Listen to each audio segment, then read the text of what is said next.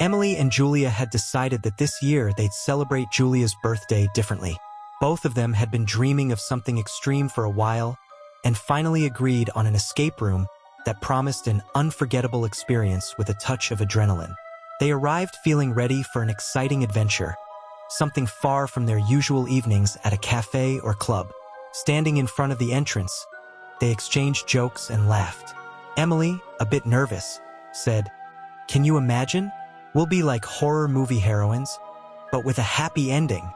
Julia nodded, feeling a mix of excitement and anticipation. Neither of them could have guessed that this night would become the most terrifying experience of their lives. The administrator greeted them with a slight, unreadable smile, his gaze both welcoming and strangely cold. His voice was calm but held an eerie undertone. "Welcome. Enjoy yourselves. This will be unforgettable." For a moment, they felt a strange sense of unease, but they signed the waivers. Still upbeat, Emily and Julia stepped into the first room of the escape. The place seemed innocent enough. Dim lighting, gray and slightly worn floor, metallic walls faintly stained with rust.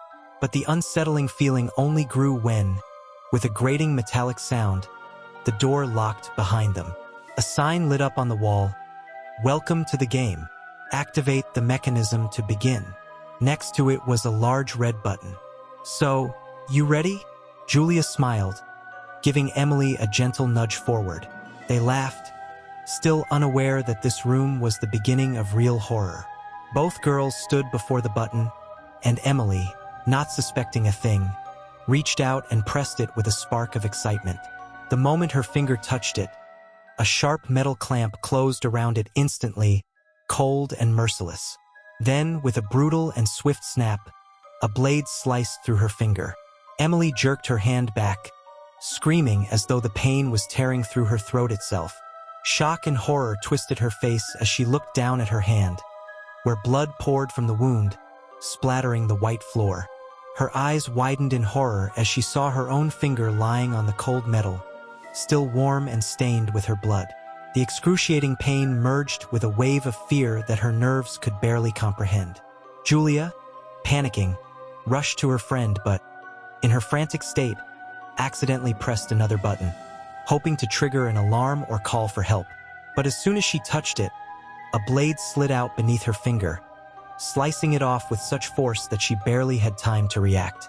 Only a second later, as unbearable pain flooded her senses, did she realize what had happened. Her finger dropped to the floor, and blood dripped down, as if her body itself was surrendering life. Both girls, now in full panic, had tears streaming down their faces. Emily was drenched in cold sweat, choking on the taste of her own blood, which quickly soaked through her clothing.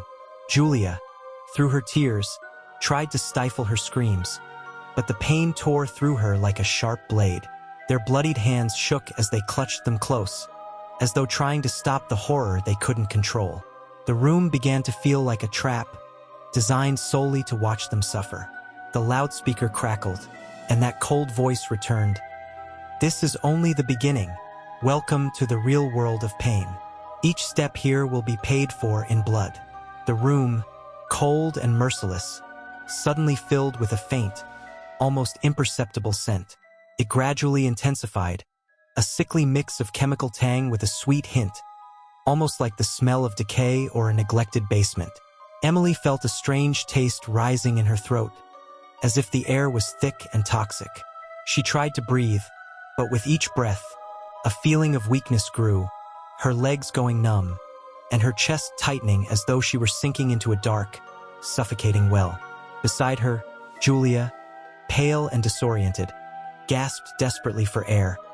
Her hands clutched around her throat, her eyes, full of terror, searching Emily's for an answer that didn't exist. Their heads began to spin, the world blurring around them as though wrapped in a gray mist. Their legs could no longer hold them, and they collapsed onto the cold floor, drained of the last of their strength.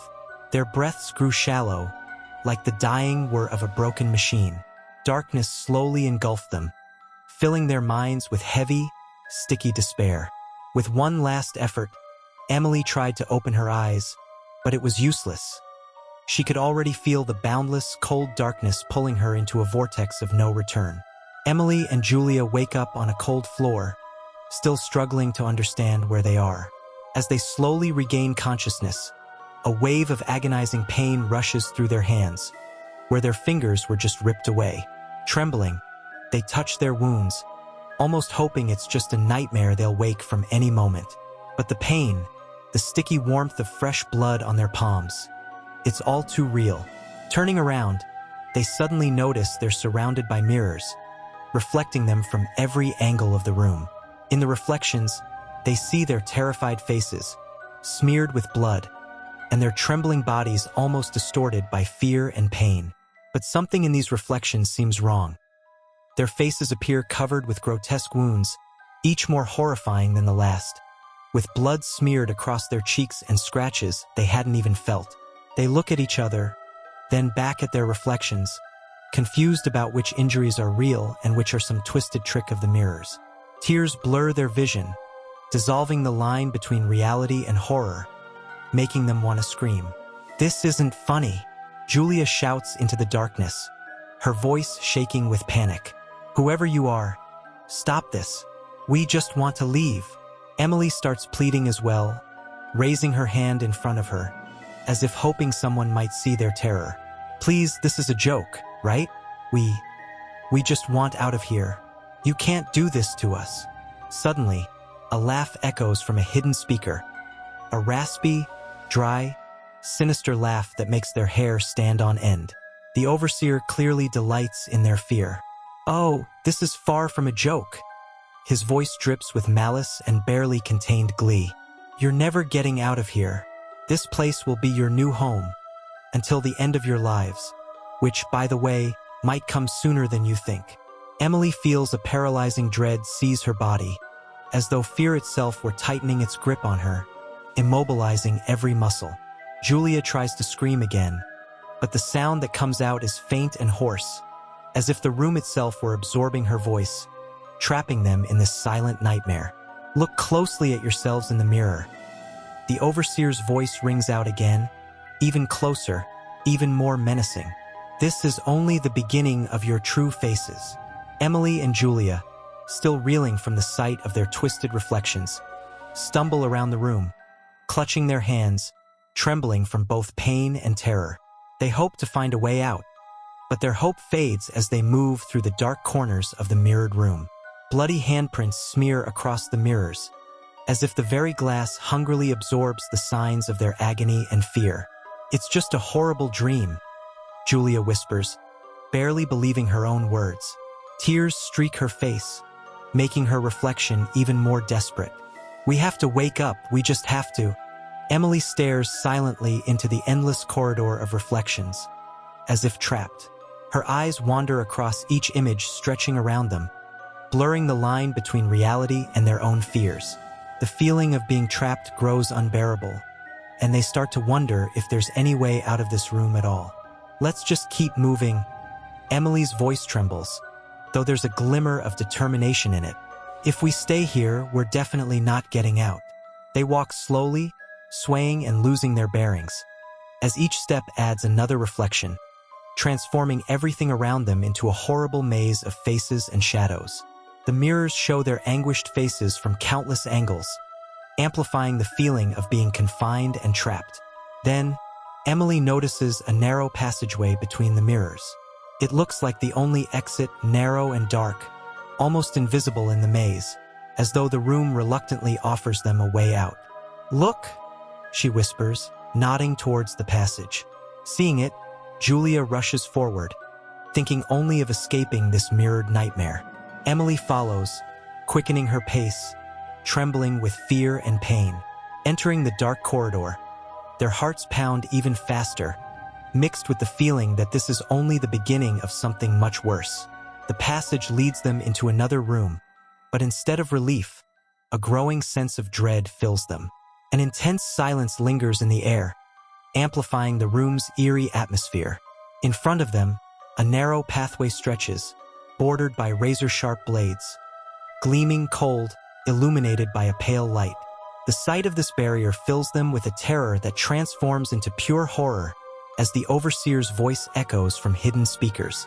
Make it across without touching the edges, or you'll get a glimpse of what you look like on the inside. Emily and Julia exchange terrified glances, but there's no other way out. Trembling, Julia takes the first step. Her breath quickens, her knuckles whiten as she clenches her fists, trying not to lose her balance. She moves forward slowly, each step feeling like it could be her last. But then, in an instant, her foot slips just a millimeter to the side, grazing the edge. And everything happens in a flash. The blades on both sides activate, glinting briefly in the light before slicing into her leg with horrifying precision. The blades cut through muscle and skin unyieldingly. Julia lets out a piercing scream, which echoes through the room, drilling into Emily's mind. No. Emily screams, but she can do nothing. Julia falls to her knees, clutching her mangled leg, trying to stop the bleeding, but blood only seeps faster through her fingers, pooling darkly on the floor. Julia's face is contorted in pain, her eyes dimming, as if the life within them is slipping away. Each breath is labored, forced through gritted teeth, while the shock of the wound gradually drags her into darkness. Julia starts to lose consciousness, her hands weakening, and she collapses, leaving Emily alone. Emily stands frozen, paralyzed by terror. She can't force herself to move, her heart racing so fast it feels like it will explode in her chest. Tears fill her eyes, mixing with despair and fear. She covers her face with her hands, screaming in helplessness and horror, begging for someone to save them, but the room remains silent. Then, suddenly, the overseer's voice breaks the silence, his sinister laugh echoing coldly. "Oh, how I love watching you suffer. You're here forever, and no one is coming to save you." Emily shudders at his words, overcome with a sense of utter hopelessness. She realizes this nightmare won't end easily, and that more terrifying trials await, worse than anything they've already faced. Emily barely manages to move her feet as she steps into the next room.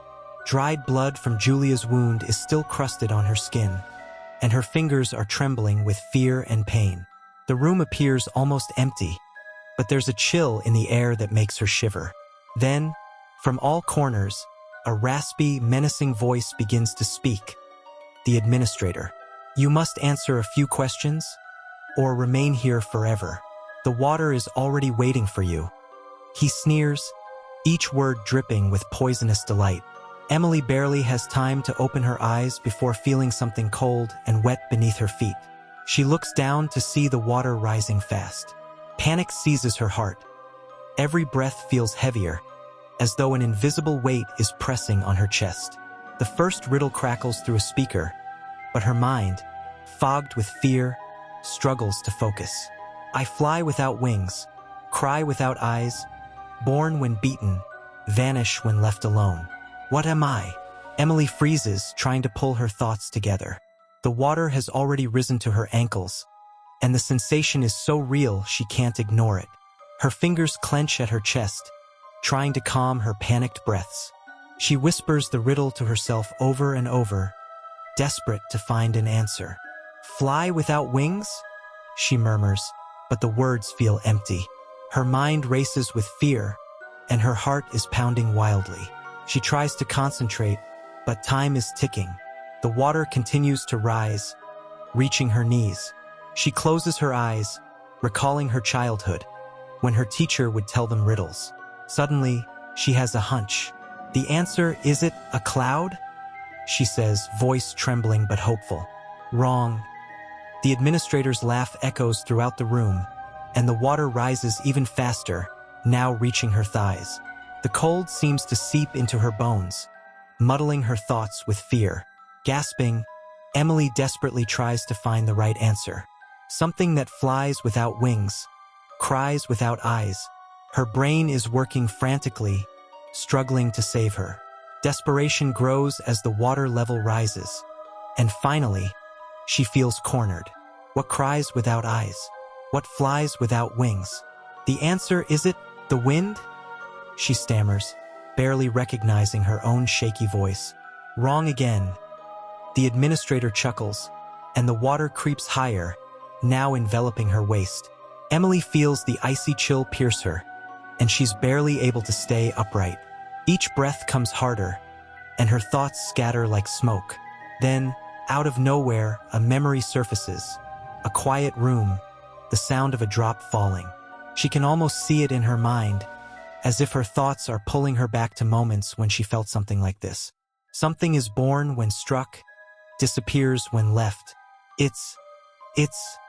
She takes a labored breath. It's a tear. Silence. Her heart stops for a moment. Then the administrator's voice speaks again. Correct. Relief washes over her for a fleeting second, but before she can breathe out, his voice continues. Next question. The administrator's voice continues like a grim refrain. A thing of metal that doesn't breathe but kills. Frightens when it bites. No hands, no legs, yet it brings death. What am I? Emily can barely believe her ears. Fear already fills her as fast as the water rising around her. She watches as the level climbs to her chest. Each second feels like an eternity. Each breath gets harder, her heart racing. The water is at her chin now, cold surrounding her face, and fear tightens its grip on her mind. What is it? She whispers, her confidence slipping. Her mind is a blur. The water now reaches her lips, and she can feel herself starting to drown. Each passing moment pulls her further from an escape. She closes her eyes again, hoping it's just a nightmare. Her ideas of life, of happiness, seem to fade, and fear presses in from every direction. The weight of the water surrounds her, reminding her this might be the end. Metal? She murmurs, barely able to hear herself over her pounding heart. Something that kills, something that frightens. What is it? Suddenly, a flash of memory. A scene from old horror films, where killers wield their deadly tools. She opens her eyes, but the darkness blurs, and she sees herself in the mirrors. Her eyes, desperate, and her hair, wet from the water. She sees the water rising, now up to her face. Scissors! She shouts, as if a light of hope sparks within her. It's scissors. The administrator falls silent, and the water suddenly halts, losing its aggressive rise. The water level begins to drop, releasing her from its suffocating grip. Air fills her lungs again, but her relief doesn't last. Live a little longer, the administrator sneers, his voice rumbling like thunder in a dark sky. But not for long. Emily realizes this is only an illusion, a brief reprieve before the next challenge. The water recedes, but the fear remains. She's still wrapped in the grip of dread pressing on her soul. Her reflection in the mirror shows a face covered in blood and pain. What now?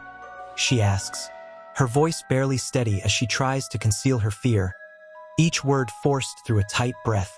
Continue on, the administrator answers darkly. Discover that which cannot be seen. The next task is far more interesting. Instead of the life-saving water, gasoline began to pour out under her feet, thick and pungent, filling the room with a biting smell that clawed into her lungs like fear itself. Her heart raced, a sinking realization setting in that this was far from just a game. The manager, with a lifeless smile plastered on his face, announced, "This is your final room. You've come to the end." Each word struck her like a sentence, and Emily's heart stuttered at the sound of his voice. She spun around, her feet slipping on the slick floor, frantically searching for an escape, but every attempt was futile. Panic clawed at her mind as hopelessness tightened its grip. She screamed, pleading for help, hoping someone might hear, but her cries were swallowed up by the silence, like a scream into an endless void. "No, please, don't do this," she shouted, her voice sharp with desperation, but the manager only laughed, cold and detached. "Enjoy your last celebration," he said with chilling satisfaction. "This is the end of the line for you." Despair filled Emily's heart, and from this despair a desperate cry escaped. She couldn't accept this terrifying end. She couldn't believe this was how it would all conclude. Her screams, her pleas for help rang out loud and frantic, echoing against the cold walls. But there was no response. only the manager's cruel, mocking laughter. Then, a spark. In an instant, flames consumed the gasoline, filling the room with a hellish light and unbearable heat. Fire rose in towering tongues, like a living beast hungry for blood, lunging toward Emily, ready to tear her apart. The first touch of flames on her skin forced her to double over in excruciating pain. They gnawed into her flesh, invading every cell, igniting her like tinder. She fell to her knees, trying to push herself away from the scalding floor, but each attempt only worsened her agony. Her hands, her body, everything started to blister and crack open, exposing raw muscle beneath. The pain surged through her in waves, inescapable and relentless. Every move, every heartbeat, intensified her suffering, as though her whole body was burning like a candle. "No, please, I don't want to die like this," she begged, but the words shredded in her throat, thick with smoke. The fire crawled up her legs, scorching her, spreading over her skin like the cruelest plague. She felt the skin yield to the flames, reddening, then blackening, turning to ash. Each fiery touch was like a knife, slicing her flesh and digging deeper toward bone.